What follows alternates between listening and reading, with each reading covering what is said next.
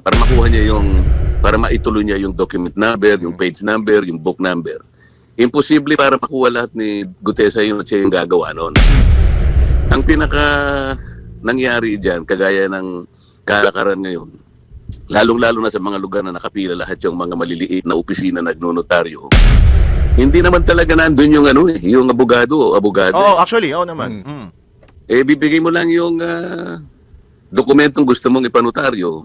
Pagkatapos, isosori nila sa'yo, kompleto na. Kahit saan naman yan, Senator, di ba? Pirma, at sisingiling ka nila, magbabayad ka, alis ka na. May dry seal yan. Meron bang nagpanotaryo na bago siya umalis, ay sinino niya muna, ma'am, sir, gusto ko lang pong masiguro na kayo nga po yung nakapirma rito. Pwede mong pumirma kayo dito sa isang papel para makumpara ko lamang po itong pirma dito sa ninotaryo ninyo. Para may nangyayari ba yun? Ayan na, naloko na. Pilipinas, ano na? Yan ang tanong natin dito. Bakit ganyan ang tanong natin? Sapagkat kakaiba na ang nangyayari sa ating bansa ngayon. Eto na nga ba ngayon ang sinasabi nilang bagong Pilipinas? Masakit isipin na bakit nagkaganito na ang ating bansa. Paano ko nasabi ito? Akalain ninyo, itong si ex-Marine Gutesa, siya na ngayon ang naging front page dito sa kasong ito. At di umano, kakasuhan din ito si Sergeant Gutesa na ex-Marine. Kakasuhan po. Ito yung hindi natin maunawaan dito. At mayroon pa tayong pag-uusapan mamaya na talagang titindig, tatayo ang inyong mga balahibo na kung isipin natin, talagang hindi dapat ito nangyari. Pero mukhang mangyayari. Yan ang pag-uusapan natin sa araw na ito. Pero syempre, bago tayo magsimula rito, shoutout muna sa lahat ng mga subscribers, lahat ng mga viewers, silent viewers, at syempre pa doon sa mga suki nating commentors. Maraming salamat po sa patuloy na suporta ninyo. Mag-comment lang po kayo dyan. At pasensya na po kayo kung hindi ko kagad masagot ang inyong mga komento. Pero huwag kayong mag-alala.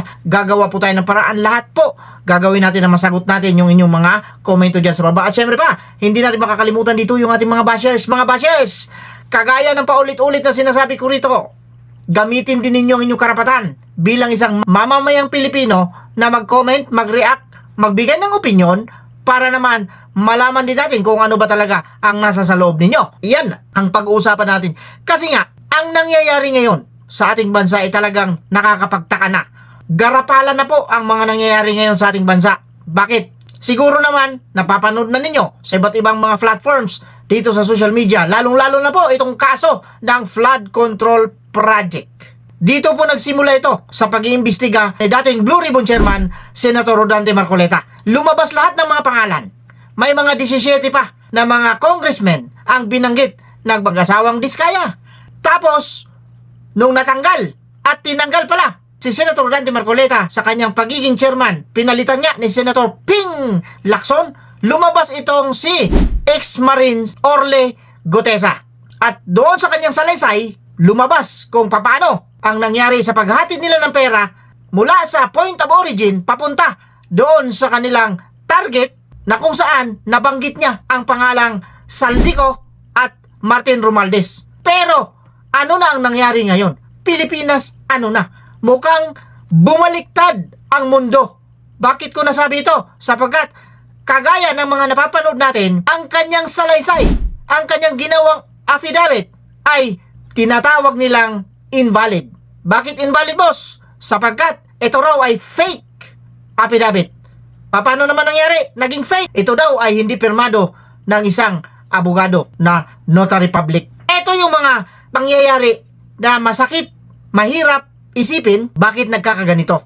Unang-una, si Gutesa po ay rekomendado ni dating Congressman Mike Defensor Santiago. Si Mike Defensor Santiago po ang nag-introduce nito kay Senator Rodante Marcoleta para makausap niya ito sapagkat gustong-gusto po ni Master Sergeant Orly Gutesa na makausap itong si Senator Rodante Marcoleta para magbigay ng kanyang salaysay, voluntaryong salaysay at voluntaryong pahayag doon sa ginagawang hearing dyan sa Senado. At nangyari nga ang problema nito sapagkat ang nakapreside na chairman ay si Ping Lacson, kinestyon ngayon yung kanyang affidavit na mayroon siyang fake daw na pirma ng isang abogado. Ngayon, ang hindi maganda sa nangyayari ngayon, yung affidavit ni Master Sergeant Gutesa, doon nakafocus ang kanilang paningin. Hindi na nila inisip yung sinumpa ang salaysay ni Master Sergeant Gutesa na naka-under oath po, naka-under oath siya doon sa Senado. Kung ako, para sa akin ito, opinion, kaya nga magbibigay tayo ng opinion at reaction dito, para sa akin dito, walang kabuluhan sana yung affidavit niya.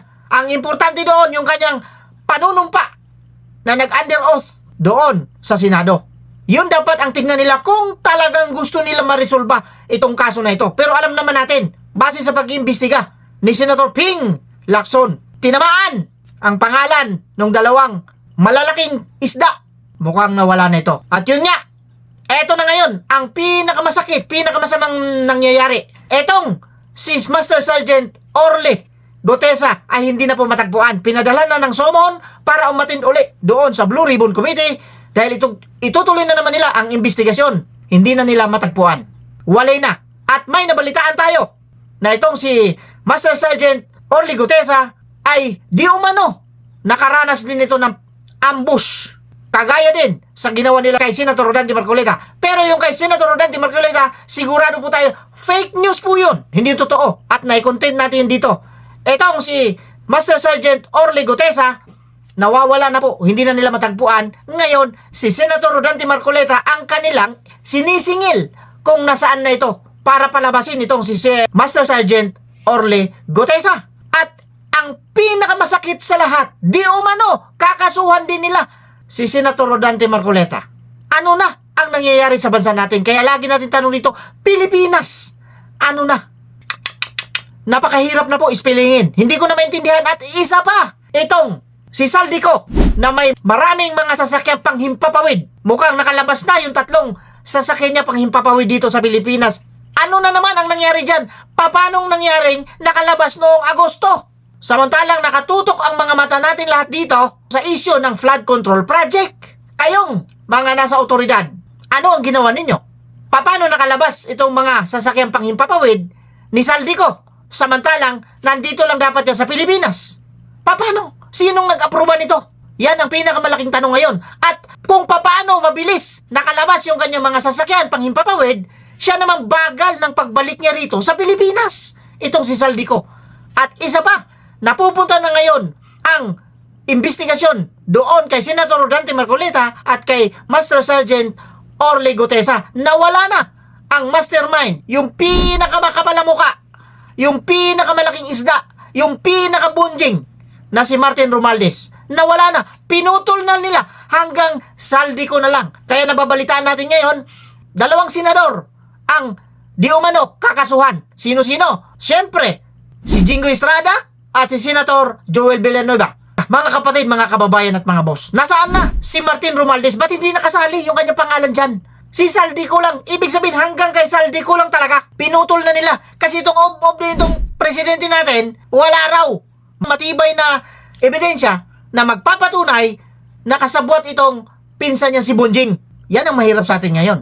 Nagiging bulag sa katotohanan ang mga tao. Lalong-lalo na itong mga namumuno sa administrasyong ito. Napakahirap po para sa ating mga ordinaryong Pilipino. Parang wala na talagang batas. Parang hindi na patas ang batas talaga. Para sa akin lang ito. Opinyon ko ito. Ngayon, kung ano yung opinyon ninyo mga kapatid, mga kababayan at mga boss, ilagay ninyo dyan sa baba at nang masagot din natin opinion versus opinion. With that, sana po na high blood kayo dito sa video na pinalabas natin ngayon. At sana po nag-enjoy kayo. Kagaya ng sinasabi natin dito, mag-iingat po tayong lahat. Puwera na lang sa mga taong ob-ob, ob-ob, ob-ob.